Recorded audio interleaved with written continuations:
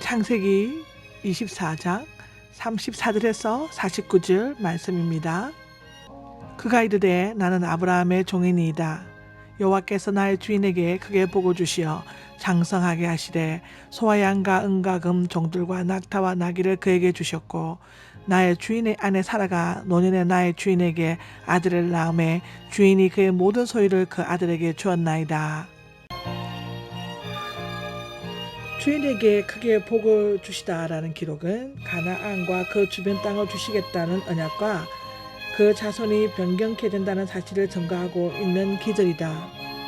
그리스도가 나실 이삭과 야곱의 가문에 그에 해당한 복을 내리신다는 믿음의 고백이다. 그 종의 주인의 아들의 혼약을 성립시킬 대리인으로서 주인의 신분과 그 아들의 경제적으로 번창할 것임을 명백히 할 필요가 있었다. 성경에서는 아브라함의 재산과 가축이 번성할 것이라고 간략하게 언급하고 있지만 이 종은 주인이 받을 복의 근원이 하나님이시고 다른 누구도 아니란 점을 뚜렷이 못 받고 있다. 그의 모든 소유이란 말은 이삭이 사라가 낳은 아들들로 법적인 상속자임을 밝히는 말이라고 기록되어 있다. 여기에서 우리가 봐야 될 것은 종의 도를 수행하자면 어떤 인격을 갖춰야 되고 어떤 사람이 되어야 되는 걸 보여주고 있습니다. 일단 이 종의 행실은 겸손하고 그리고 충성하고 있습니다. 그리고 모든 것에 주인이 한 말 그대로 주님의 뜻 그대로 주인이 한 그것을 그대로 받아들여서 그대로 행동하고 있습니다. 겸손히 해야 한다는 것은 잠언 22장 4절과 이사야 57장 15절, 누가복음 18장 14절에 기록되어 있고요. 충성해야 함을 성경에 기록하고 있는 것은 느헤미야 9장 8절과 마태복음 24장 25절, 고린도전서 4장과 4장 2절에 기록되어 있습니다. 그리고 우리가 주님 일의 함에 있어서 최선을 다해야 한다고 그것에 대한 기록은 마태복음 16장 24절, 누가복음 14장 33절, 그리고 요한복음 15장 8절에 잘 기록되어 있습니다. 가나안 족속의 딸 중에 택하지 말고 여기 이 말이 나옵니다. 37절에 나오는데요. 30절은 이렇게 기록되어 있습니다. 나의 주인이 나에게 맹세하게 하여 이르되 너는 내 아들을 위하여 내가 사는 땅 가나안 족속의 딸 중에서 아내를 택하지 말고 내 아버지의 집 내 족속에게로 가서 내 아들을 위하여 아내를 택하라 하시기로 내가 내 주인에게 여쭈되 혹 여자가 나를 따르지 아니하면 어찌하리까 한저이라고 성경에 39절에 나옵니다. 먼저 37절을 보면 가나안 족속과 혼인을 금한 이유는 종교적인 이유와 경제적인 이유 두 가지로 볼 수 있습니다.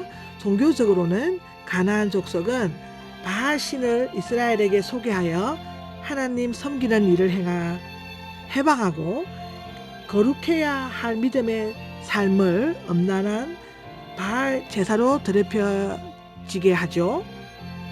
출애굽기 34장 15절에서 신명기 7장 3절과 4절 그리고 창세기 34장 15절 보면은 기록이 되어 있습니다.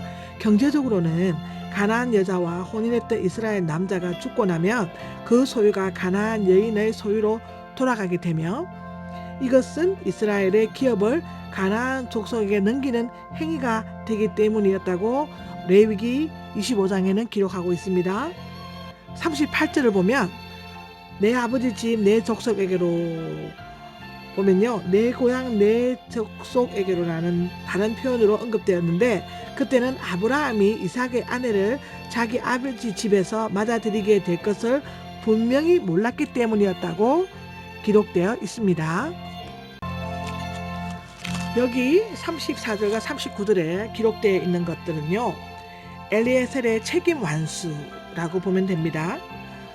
그는 그 책임을 완수하기 위하여 그는 맡은 바의 사명감에 충실했습니다.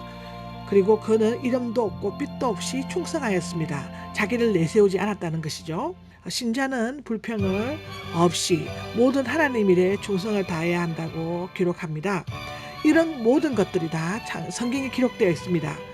맡은가 사명감에 충실해야 됨을 기록한 것은 잠언 9장 12절, 고린도전서 6장 20절, 베드로전서 4장 10절에 그리고 이름도 없이 빛도 없이 충성해야 됨을 기록한 것은 느헤미야 9장 8절, 마태복음 24장 45절, 고린도전서 4장 2절, 그리고 신자는 불평 없이 충성을 다해야 한다는 기록은 성경의 잠언 19장 3절, 요한복음 6장 43절, 그리고 빌립보서 2장 14절에 기록되어져 있습니다. 24장 40절에는 주인이 내게 이르되 내가 섬기는 여호와께서 그의 사자를 너와 함께 보내어 내게 평탄한 길을 주시리니 너는 내 족속 중 내 아버지 집에서 내 아들을 위하여 아내를 택할 것이라. 내가 내 족속에게 이를 때에는 내가 내 맹세와 상관이 없으리라. 만일 그들이 내게 주지 아니할지라도 내가 내 맹세와 상관이 없으리라 하시기로 내가 오늘 우물에 이르러 말하기를 내 주인 아브라함의 하나님 여호와여, 만일 내가 행하는 길에 형통함을 주실진데.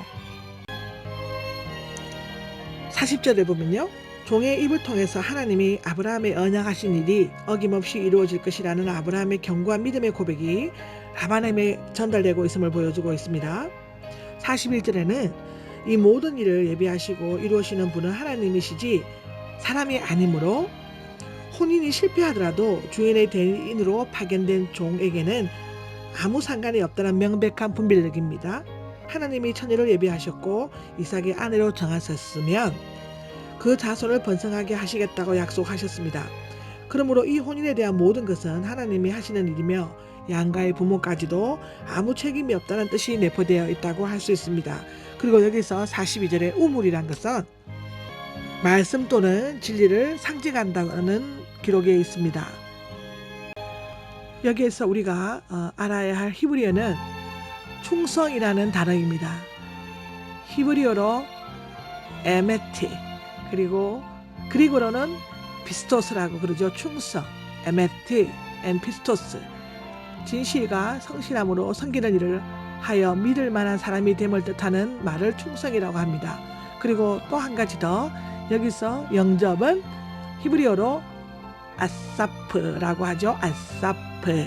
히브리어로 그리고로는 아나테코마이라고 합니다.